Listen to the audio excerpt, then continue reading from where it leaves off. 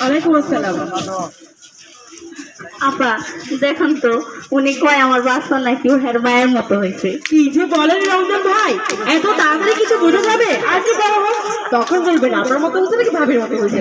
আচ্ছা ঠিক আছে, আপনারা একটু কথা বলেন, আমি একটু ভিতর থেকে আসি। ঠিক আছে। আচ্ছা আমি অনেক নিয়ম কানুনের কথা কইছি। বাচ্চা হওয়ার পরে ওই বাচ্চার ওজন মাপছে কিন্তু আপারা, তারপরে উচ্চতা মাপছে, মাইপা আমার কোলে দিয়ে শাল দুধ খাওয়ানোর কথা কইছে, বুঝছো? আরে বাচ্চা জন্মানোর পরে মায়ের বুকে যে প্রথম দুধ দিয়ে আসে না, ওই ঘন, ওই দুধ দ্বারে নাকি শাল দুধ কয়। ও আগেও আমিও তো দেখছি, ওই আগের মায়েরা তো ওই বাচ্চার ওই দুধ খাওয়াইতো না, ফেলাই দিত। ওই তো বাচ্চার পেটের নাকি অসুখ হইব, অন্ত ডাক্তার আবার কইতাছে যে ওই দুধে নাকি মেলা পুষ্টিগুণ আছে, আর বাচ্চার জন্য নাকি সারা জীবনের জন্য নাকি উপকারী। তাই কিছু হ্যাঁ, ওইটা খাওয়াই দেওয়া হয়েছে। আর কইছে 6 মাস বয়স পর্যন্ত বাচ্চার মায়ের বুকের দুধ ছাড়া যেন আর কিছু খাওয়ানো না যায়, মানে পানিও না। হ্যাঁ, ওই মায়ের বুকের দুধের মধ্যেই পানি আছে। আর কইছে দিনের মধ্যে কমপক্ষে 10 থেকে 12 বার এই বাচ্চাকে বুকের দুধ খাওয়াইতে হইব, তাহলে আর পিপাসা পাইবো না, তাই কইছে। আর ওই যে 3 দিন পরে আমার বাচ্চার কি জানি কইলো, গোসল করাইছে কইছে। আর চুল কাটার কথা এখন না, তো 1 মাস পরে কাটার কথা। আগের নিয়ম টিমন এখন কিন্তু আর নাই।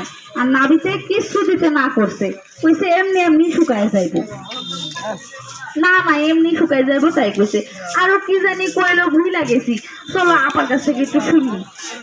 আচ্ছা, আপনারা তো অনেক সুন্দর সুন্দর বিষয় নিয়ে কথা বলতেছেন। আপা একটু কইতাছি, আপনি তো সব জানেন, কারণ ডেলিভারি তো আমাদের নগর স্বাস্থ্য। আপনারা খুব সেবা দিচ্ছেন। রমজান ভাই মেয়ে হয়েছে, খুশি তো? তো ভাবি যা যা বলেছিলাম সবকিছু মনে আছে? আপা একটু হেরে যদি কইতেন আর একবার। শুনে, বাচ্চা হওয়ার আগে আপনার বউয়ের যেভাবে যত্ন নিচ্ছেন, এখনই সেভাবে যত্ন নিতে হবে। কারণ একজন মাকে বেশি করে পুষ্টিকর খাবার খেলে কি বাচ্চা বুকের দুধ পাবে। আর ভারী কাজ করানো যাবে না, বেশি পানি ঘাটা যাবে না। বেশি পানি ঘাটলে বাচ্চার কি হবে, নিউমোনিয়া হতে পারে। আমি একটা আপনাকে কাট দিচ্ছি, কানে কখন কখন টিকা মারবেন সেগুলো সঠিকভাবে মারবেন। মনে রাখবেন, শিশুদের মারাত্মক 5টি রোগ থেকে রক্ষা পাওয়ার জন্য মোট 11টি টিকা মারতে হবে। আর এই টিকাগুলো আমাদের নগর স্বাস্থ্য কেন্দ্র, নগর মাতৃসদনে একেবারে ফ্রিতে মারতে পারবেন।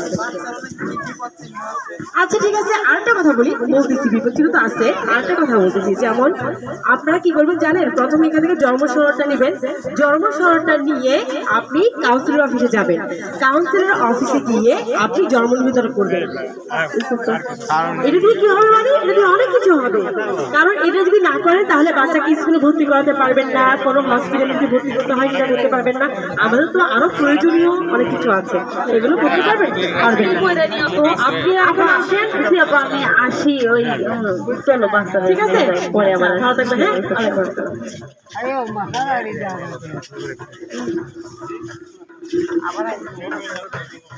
আবার আইবো